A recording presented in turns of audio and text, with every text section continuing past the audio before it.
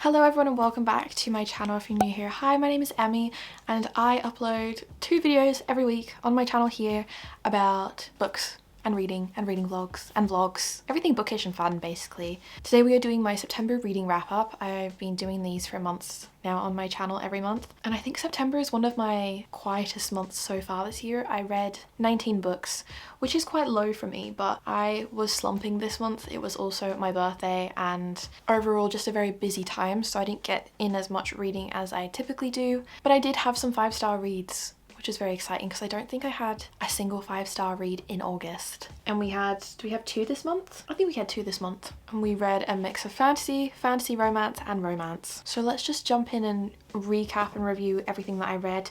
I read pretty much every book in reading vlogs on my channel, so you may have seen me read some of these and know my thoughts already, but if you haven't and you want to watch me read them, you can go and check out my reading vlogs. But I am going to start off with the first book I read and also my favourite. It was a 5-star read, and that is Slinger by Rachel Schneider. I love this book so much. This book is very fast paced, like extremely fast paced, and there's a lot of things that are mentioned in this book that while you're reading you're thinking, are we going to come back to that later? Have they forgotten to, you know, bring that up again? Was it a bit random for them to be saying that? I am yet to find someone who wasn't absolutely obliterated by the ending. Everyone I know who has read this book had to go and stare at a wall afterwards, which is so valid because I also had to do that. My jaw dropped. I did not see it coming. I feel like a lot of romantasy is very predictable, and there are a lot of typical romantasy tropes and things that happen in here, but it's also different. And when you get to the end of the book, I don't want to spoil it or hype it up too much so that, you know, you think you know what you're getting into, but even people who have known that the ending is going to go crazy, no one's been able to predict it yet. So if you like a lot of plot twists, I think this is a good book if you're slumping because it is so fast paced. It does slow down a little bit in the middle, but from the very first chapter you're thrown right into middle of dialogue and action and a scene, and it does keep that up all the way through till the very end. It does not slow down. So sometimes when I was reading I was like, we're literally going so fast that I feel like I'm gonna miss something that's happening, but I personally loved it. It was really fun and it really broke up romantasy reads for me. It changed it up because I've been reading so many of the same type of books with the exact same tropes and the exact same things happening, but this follows our main female character. Bryn is training to be part of this guard, and as part of this training they go to the Kenta. Bryn is part of the Alaha, people who were exiled by the Kenta out onto sea, and the Kenta are on land. So once a year with this peace treaty, the Kenta allow the Alaha to come to land and they can stock up, they can shop. It's like this one day of peace, and things kind of go wrong when Bryn and her fellow guards are on land, and it could ruin and affect things for the peace treaty. So when they leave the Kenta and head back out across the sea, you know, something that happened on land kind of catches up with Bryn. An unexpected visitor that she met while on land has come to visit her, and it sort of takes off from there. There are rumours of an underground rebellion. We do have a little bit of court politics. The world building in this is quite minimal. It really is like fast-paced action. I do think like the world itself and the magic system is interesting, but you don't get too much of that, so it's very easy to wrap your head around. Very good if you are trying to get into romantasy or just want like a fun romantasy book to read that's, you know, I mean, I was gonna say it's not gonna make your head spin or give you a headache, but it probably will with just like the plot twists and the ending and how insane it is. But 5 stars is a feeling. This was a 5 stars. I love it. The only thing that played in my head when I finished was Mastermind by Taylor Swift, and that just sums up Rachel Schneider for me. I love this book. I love the vibe, I love the aesthetic, I love everything about it. I'm not ever going to stop recommending it. I think it's fun. I think it breaks things up. I think it has all my favourite elements of like a good fantasy book in here, and I can't stop thinking about it. It's been like 30 days now and I still haven't stopped thinking about this book.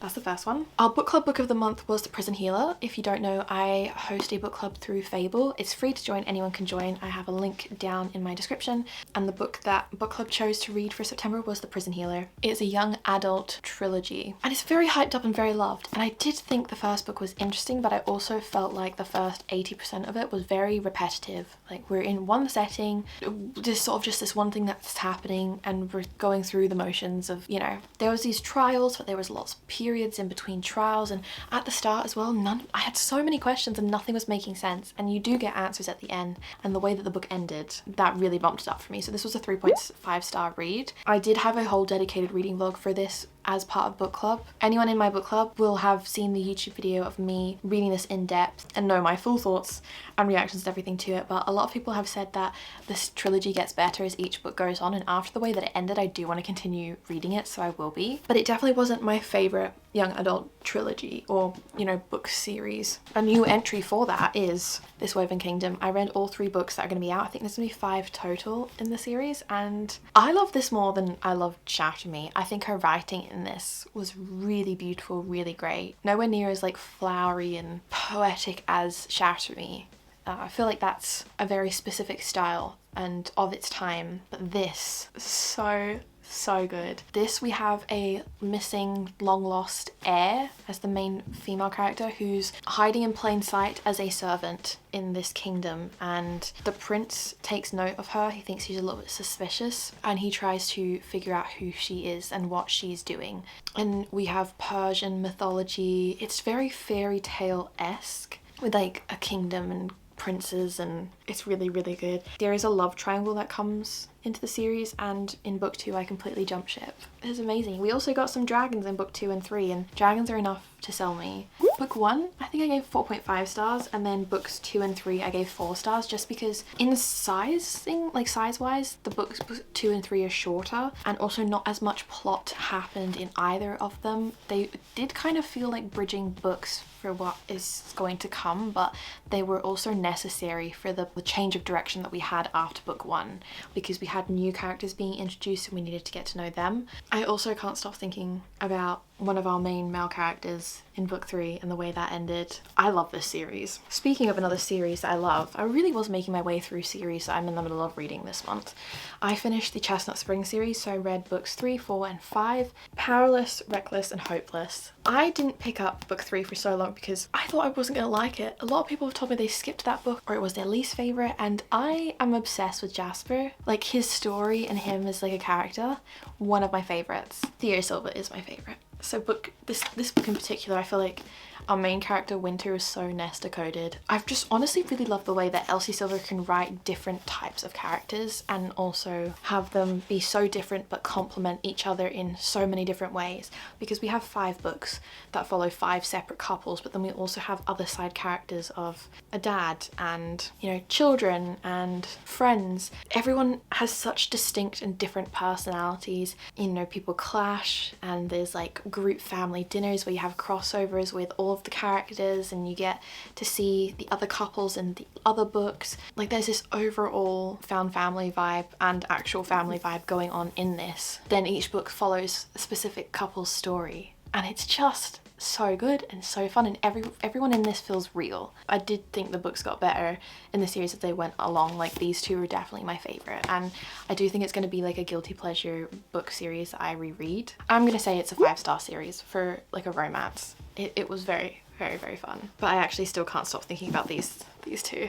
I already want to reread them and I miss them so much. I was missing them so much that I actually picked up Done and Dusted and Swift and Saddled on my Kindle, because I was starting to go into a bit of a reading slump and I was just wanting more. I was saving Wild Eyes by Elsie Silver to read on my holiday that I go on tomorrow, because I need like a fun romance that I know that I'm probably gonna love, and I also just love Elsie Silver's writing. But this was another cowboy romance book series that I had heard a lot of things about, and these are very, very short, like 300 pages or less. I think Swift and Saddled was like 280 something pages, which I'm not used to reading because I've only sort of gotten more into contemporary romance books and I'm used to like 600-page fantasy books. Very fast, but I think it's fun. I feel like when books are shorter, there's less of a chance that it could be like a 5-star read for me, because the more I can connect to a character and get invested into the story, the more I love it and I get that 5-star feeling. But for how quick and fast paced, it got me out of my reading slump. The first book, Done and Dusted, was quite lusty from the jump, and that's not like my personal favourite. The main character was called Emmy and she has ADHD. So I was like, is this book about me? And there are moments in it where it's a bit like cliche or a bit cringe, or I don't know, it's just like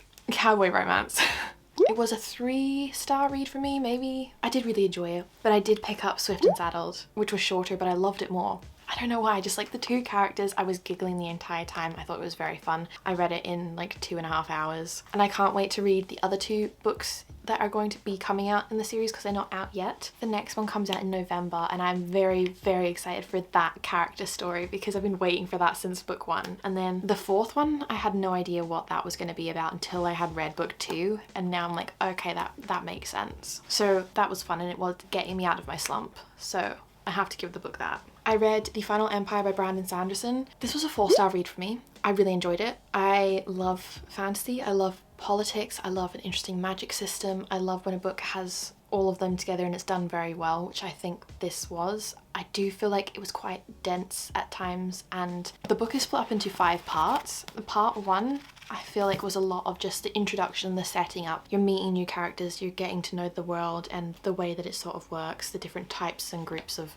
characters and the political system that we have going on. 2, things started to pick up and we started to get into fun vibes. Part 3 was one of my favourites. I listened to part 2 and 3 in an audiobook because it was available on Spotify, and it did help me get into the story more. The narrator does like different voices for different characters and I felt like it helped understand their personalities a bit more and, you know, visualize things as well in my head because I could see these characters through their different voices and tones, and it did break up how dense it was. Part 4 and 5 I jumped back into physically reading just because audiobooks slow me down. Like, I like to listen to them when I'm driving places or, you know, doing chores around the house, making food, so that way I can still put down my book but still be listening to it. That's why I binge books, because as soon as I pick them up I don't want to put them down, but if I can like listen to it while I'm still doing stuff and still be in that world and that story, I'm happy. So it just happened to be an added bonus that it helped me like the book even more. In part 4 I feel like it started to slow down a little bit again, and then part 5 it went crazy again. The ending, and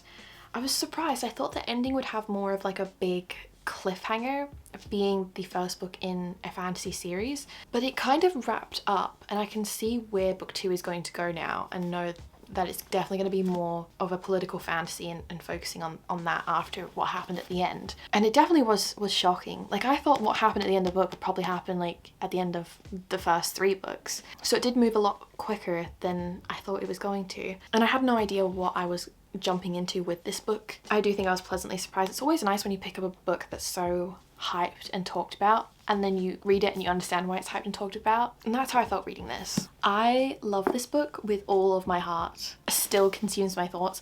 I thought this was just going to be a spicy, cheesy, cringy book talk hockey romance. Everything that I had heard about Icebreaker and the second book Wildfire just never really intrigued or interested me too much to go and pick up, but when this came out I was like, yeah, we have Hallie who loves cozy crafts, who loves books, she wants to be an author, she wears a Taylor Swift cardigan, she is eldest daughter, people pleaser. So immediately I was like, I relate to her, I connect. And then Henry definitely has some type of neurodivergent, ADHD, maybe ASD, and I have both of those things. So I connected to both of these characters so much. I cried when I read this. I didn't think I was going to cry. I thought I was going into like a light, fluffy romance story, but it was so much more. And I was highlighting and taking photos of so many quotes, and I just love this story so much. It was a bit of a longer read. It was like 400 and something pages, and I took my time reading this one. I just got so invested, and I adore this story and I adore the way that Hannah Grace reads. So I kind of do want to go back and read her other 2 books. You know, we didn't get really any spice or anything until like the second half of the book towards the end. It was very emotionally driven for characters, and we got to really know their personalities and see friendships form, and oh, so good. It's basically Henry is the hockey captain and he's struggling with one of his classes, so Hallie agrees to help him pass the class basically, and they form like this friendship. And Hallie wants to be an author and is trying to write a book, but she feels like she doesn't have many real world experiences and is quite sheltered, so Henry agrees that he will help give her more experiences out in the world, socialize a bit more, do things that she's never done, go on dates and that, to help her with her writing. I read Six of Crows. I did really like it, but for how hyped up and people were raving about it, saying it's like the best book they've ever read and that I was going to love it so much, I think I went in with my expectations maybe a little bit too high. If I was just going into it not knowing anything, maybe my rating would have been different. I was going through a bit of a reading slump this month, so picking up some books were harder than others, but I just felt like I wanted to connect more with the characters to get a bit more invested. That was sort of the only thing, because, you know, I liked the characters individually, I liked them together, I liked how we got like a good amount of meeting the characters and setting up the story versus action and the plot itself and the heist. I love a good heist in a fantasy book. I think it's so fun. So for me it was a 3.75 stars, but everyone has said that I'll get what I want from book 2. Like I will be reading the next book very soon. I read Serpent and Dove. This is like a witch and a witch hunter, 17th century. Very fun. I like the vibes. It is a big book, and I do have to say I was quite surprised by the fact that it is a YA book, because yes, the characters fit the age range of young adult, but some of the mature themes and content that was brought up and addressed in the book consistently throughout it, I thought was like really mature. Yeah, so I would say like if you're going into it expecting like a younger YA book, maybe look up like trigger warnings and some information about it, because it does touch some darker topics and themes. I thought it was really interesting. I love a witch and a witch hunter dynamic, so it was fun. I did not expect some of the things that happened in it, and I really liked the direction that I thought it went, because it wasn't as predictable as I thought it could have been. And I do want to read the next book in the series. It's actually available on Kindle Unlimited, which I didn't know, so I'll probably pick up book 2 on Kindle Unlimited. But that was 4 stars for me. I read the 4th book in the Beasts of the Briar series, and that is Broken by Daylight. I actually met the authors. They had like a book signing event in Edinburgh, so I got all my books signed, and it was really nice to hear them talking so much about being indie authors and then getting picked up for traditional publishing in the UK. I love indie authors and reading indie author books and supporting indie authors. The series is like a Beauty and the Beast reimagining, but it's also reverse harem, so it's spicy, and it has 4 main male love interests, so this definitely not for everyone. Like I'm not really a reverse harem girly, so I have discovered, but I do really like the story, and there are going to be more books in the series, and I will read them all because I need to finish up this story. I've read 4 books. I think we have another 3 coming. They said it's gonna be like 7 book series, so that's a lot. This was probably one of my favorites so far. It was 3.75. I picked up Love Theoretically by Ali Hazelwood because I'm making my way through all of Ali Hazelwood's books. I've read Bride and Not in Love and The Love Hypothesis, and this was definitely my favorite so far. This was a 4.5 star. I really love Jack, and the first 100 to 150 pages of the book I thought were going to be the entire book and the whole story.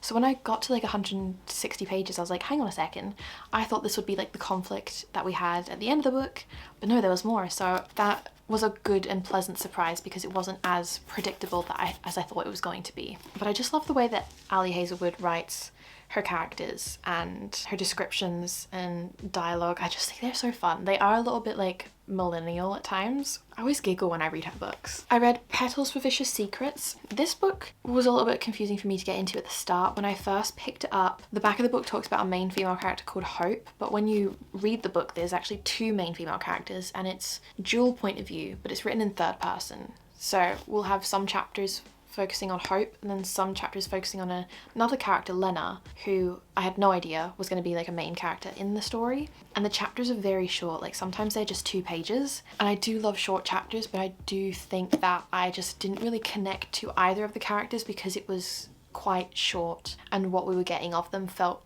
almost a little bit like surface level, superficial. I thought the magic system in this was really interesting, and like the world, and really had like so many high hopes for that, and I thought that was like the most interesting part. Almost too much happened in this book, and conflict was resolved very quickly. So anytime I started to feel for the characters or feel like how are they going to figure out this situation that they've gotten themselves into, or something bad has happened now, a couple of chapters later it's like, oh, here's this really easy solution, like here we go. But everything was almost like too easy and too simple, and moved a little bit too fast for me. I read Fantasma by Kaylee Smith. This was one of my favorite books of the month. It was a 4.25 star for me. I read it in one of my reading vlogs. It was just like the main male character was giving me Death from Belladonna, but like an adult version of that.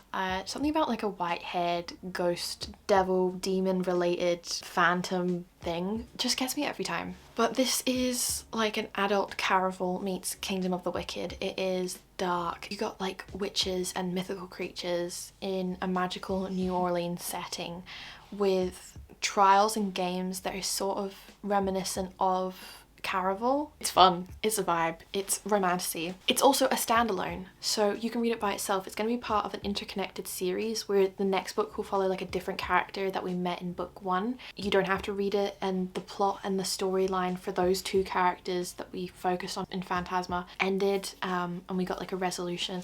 I would love to read like a prequel series or novella or something about what happened 500 years ago, because that was so interesting. I wanted more of that, and the only reason that it wasn't like a 5-star for me was I just wanted more of the ending. I feel like the ending wrapped up quite quickly and we could have had a bit of a longer ending, and I was like really getting into it. It also just ended and I wanted more, so that's always a great way when a book makes you feel like that. And then the last book that I read was Slaying the Vampire Conqueror by Carissa Broadbent. Carissa Broadbent books are either hit or miss for me. I think her writing is beautiful and I really like the way she writes, but sometimes I struggle to connect to the characters and, you know, the storyline that is going on. But I love Six Scorched Roses. It's my favourite novella ever, up there with one of my favourite stories. I think it was done so beautifully and I cared about those characters so much and I wanted more. So I'm always holding out that I'll read another one of her books that will make me feel like that, and Slaying the Vampire Conqueror did. Slaying the Vampire Conqueror is set in the same world universe as The Serpent and the Wings of Night, and it has the same god system as that does. So if you've read The Serpent and the Wings of Night, you know, the Crown of Nyaxia duet and Six Scorched Roses,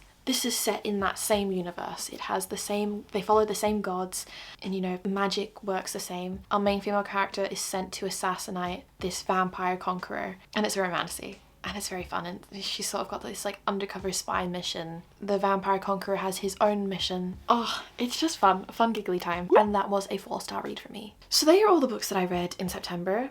Not too bad for being a slower month. I feel like I got some good books in, and I also got some very long books in. I think it was overall a successful month. We had some books that I loved and some books that weren't my favourites, but we got through a lot of my physical TBR this month, which is always a good thing. So I'm gonna have more reading vlogs coming soon. I can't wait to read more books. And I'm gonna leave it here for today, guys. If you aren't already subscribed, please subscribe, because I love to have you here and chat about books. And I'll see you in my next video. Bye.